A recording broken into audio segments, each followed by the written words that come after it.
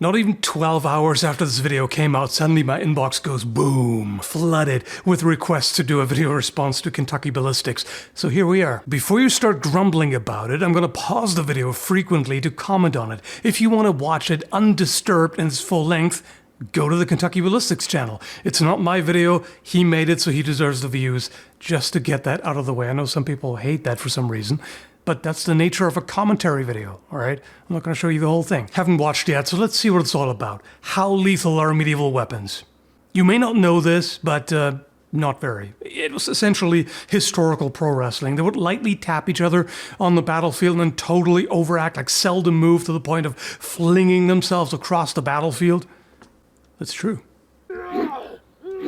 Ah yes, excellent technique. It's got to be as stiff as possible, otherwise it's not going to work, and it needs Arnie noises. And he would be proud of those. How are you going to hit hard if you don't go Lel? By the way, is it really that green in Kentucky already? Over here it still looks like post-winter wasteland. I warned you. It's going to be a lot of pausing and rambling. I like the ragdoll impression. I mean, Chivalry kind of looks like that. A lot of games look like that. Oh yeah. Hit that cock. Chill out, YouTube. That word has multiple meanings. I bought this little guy. Spikey. Also, what's going on with the blade on that sword? It's like 1.5 times the length I'd expect for this handle length.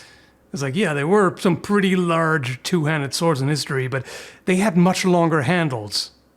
This thing is odd. How useful would medieval weapons be in the modern era? I mean, we're still made of flesh and blood, not carbon fiber last I checked, although the microplastics amount is increasing every year. So, I would think poking the blood bag still makes it pop. And get started. Oh! It takes so long for the blade to leave the frame. Our first weapon, I don't really know the name of it. I really don't. It's a Morning Star. A lot of people think the spiked ball at the end of a chain is a Morning Star, but that's a flail. Actually, You can also just call it a spiked mace if you don't care about all the nerdy classification debates. A spiky meatball on a stick. That works too. Ooh, slightly painful. You might need some aspirin. What? It already My bent? stick. That's not very high quality, is it? Not particularly. Wasn't as bad as I thought it would be. Yeah, I've seen worse. I mean, the hit with the Goedendag, that just exploded the skull and sent a top row of teeth flying. That was pretty gnarly, although it was already weakened at that point, so the first hit is not going to be as dramatic. Pretty mean. It is very spiky, and this is... Flangy, technically. It's very flangy. I'm going to call this the spiky scepter. Well, the Diablo 2 Paladin might agree with you, and generally clerics in a lot of RPGs, but most people would call it a flanged mace. Oh! That'll do it. If you... oh, yeah. If you smash it from above, it gets basically crushed between the mace and the table. That first hit would have done a lot more if it had been fixed to the table, because usually people's head doesn't fly off the neck, unless you hit it really hard, I guess. Oh! Pretty much decapitated. Oh, no. Right, haven't I tested one of those helmets before? No, there was an open-faced motorcycle helmet. I got one of these tactical helmets too, but before I got around to that, it must have vanished during one of the many moves. No idea what happened to it. It's been a hot minute. One person was poking fun at Scott's technique there. You know, that leg lift is very historically accurate. Hey, he ain't a Hemo nerd. He's more familiar with actual combat. There's some self-deprecating humor for you. Underwhelming. Wait. It bent the flange? Ooh. It would have done a lot more damage to the helmet, or any, if it was a properly made flanged mace. Oof. Oh, and there's already a piece sliding around. Yeah, that's some quality. If you need some recommendations for better made historical arms and armor, let me know. Oh my goodness, this is so poorly made. What is that? That's awful. They're supposed to be brazed to the haft, not held in place by a ring that goes through holes in the flanges. What even is going on? That is clearly not attached properly. Actually, brazed flanges are very strong. That's some bullshit. Doesn't look like we have much damage at all. Against a wall hanger, it'll do well, yeah. There we go. Oh, I missed. Darn it. They aren't that easy to aim. Oh. That's bad news for the neck right there. Look at Yeah, even if it doesn't turn your brain to mush, mushier than it normally is, I mean, that's not good news. The helmet itself, I think, is in better condition than the wearer would be, because that's major concussion time, probably brain hemorrhaging, and very possibly a broken neck. It's just sticking out right there. Oh, just push it back Gross. in. No big deal. Not a big deal at all. Yeah, that's a skull fracture underneath. There's not much you can do about that. Okay, Warhammer time. That's a lot less than I expected. The motorcycle helmet that I tested put up no fight at all when hitting it with a polehammer with the beak. That was rough. But this is actual armor. Armor intended to protect against weapons rather than the road and cars, which are kind of weapons too, but whatever. So the Kevlar is doing its job, it seems. You can kind of see it poking out in a few spots. The problem with helmets is always, yeah, you might be able to prevent the weapon from going into your cranial cavity, but it'll still wreck you. I mean, just the force that's absorbed by the neck and the skull overall, it's still going to be rough. If you get hit by something like this, properly made, then it basically it doesn't matter, including original helmets. They might prevent skull fractures, maybe, with enough padding underneath, but it's still gonna knock you out most likely. And of course, on a battlefield, if you go down, if you get knocked out, that's probably it. You might just get trampled. That happened a lot to knights. Sometimes they'd just be crushed under a pile of bodies. You know, their armor might get dented, they wouldn't be able to breathe properly, and eventually, you just get buried under enough stuff. Right, since I'm already holding this, because people brought up technique, look, the mace, you don't need all that much. There is some technique involved. It's mainly a matter of keeping it going, using momentum, and deflecting enemy blows in certain ways to come back around. But you can pick that up pretty quickly. It doesn't take that long to learn it because it's pretty simple stuff. A lot of elements you don't have to worry about here, like edge alignment with a sword. That's pretty important here, whatever. Even hammers are more complicated because you do need to align them properly so you hit with the hammer in the same direction of the swing as opposed to like this. I mean, it's got spikes, but it's going to be less effective than if you align it correctly, especially with a spike. It's going to penetrate much better if it's aligned. So technique matters a lot more. Here, whatever. If you swing it in any kind of way, it's going to do damage. And particularly on the battlefield, you know, a duel is a whole different story. That requires a lot of technique and experience and skill and all that. Obviously, knights were trained. They trained from a young age.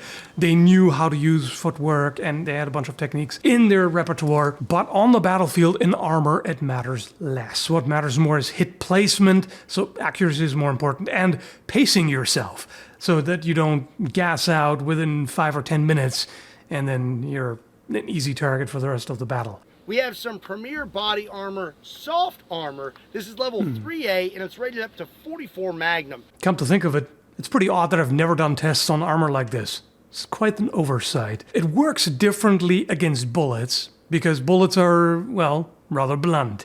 You have some pointed types of projectiles, but everything is more blunt than the tip of a sword, or especially a dagger, something like this.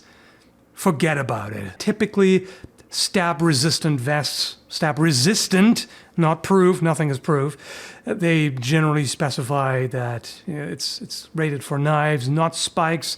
There are some that are rated for spikes too, but even then I've seen sometimes the manufacturer even mentions spears. The point concentrates a lot of force with a two-handed thrust if you put your body weight into it. Same with a bayonet. It's not going to work. You need hard protection for that, like a breastplate. Okay, just a few pointers. You want to keep your feet planted so you can push off the ground at all times and use your core to rotate and power it that way. That's going to be much better. But he's a strong guy, so that's still going to hit pretty hard, I imagine. Yeah. It's going to be interesting to see if the rib cage is actually fractured. I almost missed a spicy detail. One of the spike balls whipped back and hit Scott in the hand. He didn't react to it or comment on it, so I'm assuming it was just a light tap. But it goes to show why you're supposed to follow through with flexible weapons, so you're pulling the rebound away from your hand. So I can feel a pop. Yeah. Nothing a little duct tape can't Oof. Field surgery right there. In the late Middle Ages, they came up with strongly tapered blades that are great for thrusting. This, I don't even know if this is going to make it through. See if the modern soft armor will hold up to this medieval masterpiece. Indeed, I can see the horrible edge grind from here. It's just one of those where they put a massive secondary bevel on that's steep and makes it cut like hot garbage. Yeah. That's not going to do anything beyond the blunt impact. Yeah, I mean, it cut into it a little bit, but I'd be very surprised if it made it all the way through.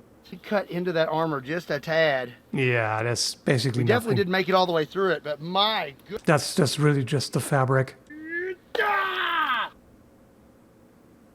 Well, looks like that stopped it.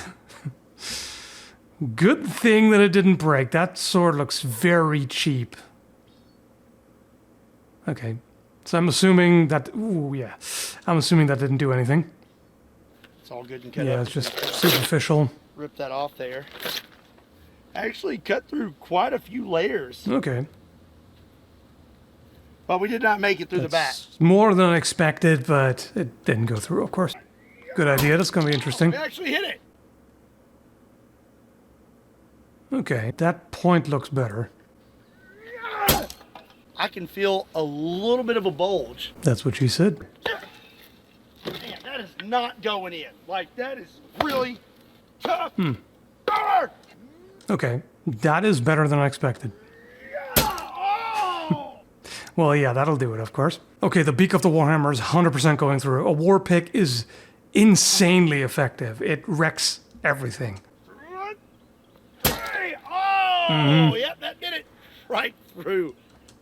You don't mess with war picks. Now, of course, the problem is it wouldn't have done much because there's only a tiny little bit of it going through. But again, that's a lot of blunt impact force, too. So, this is still quite impressive, actually. The blade is even longer than I initially thought. Like, what the hell is this thing? It needs to be half the length, and the handle needs to be way longer. Like, Okay. oh, look at how wobbly it is. That's what you get when you make it that long. That's awful. Oh. Oh, no. Yeah, you know what? Oh, it keeps getting worse. You know what? His edge alignment wasn't even that bad. It didn't look terrible, but with this floppy thing, forget it. That's what she said. Yeah, see? It's actually fairly well aligned, and then it twists in his hand completely because the thing can't cut. Oh no, what is that even? And then the quillon popped off. Quality. But it wasn't made for a man of my stature. Oh no, this is painful. Your opponent would suffer more mental damage from seeing how crappy your weapons are. Well, that vest did better than I would have thought. And the weapons were a lot worse than I would have thought. Now I want to do something similar, but with much higher quality reproductions. The only problem is stuff's expensive. Ballistic dummy torsos in particular are pricey. And my budget is rather limited these days. So if you want to help out with that, Patreon down below. And if there are any armor manufacturers who would like to see their stuff tested, you know where to find me. Hope you found this entertaining. Watch the full video on the Kentucky Ballistics channel if you haven't already. Thanks for watching. Take care, folks.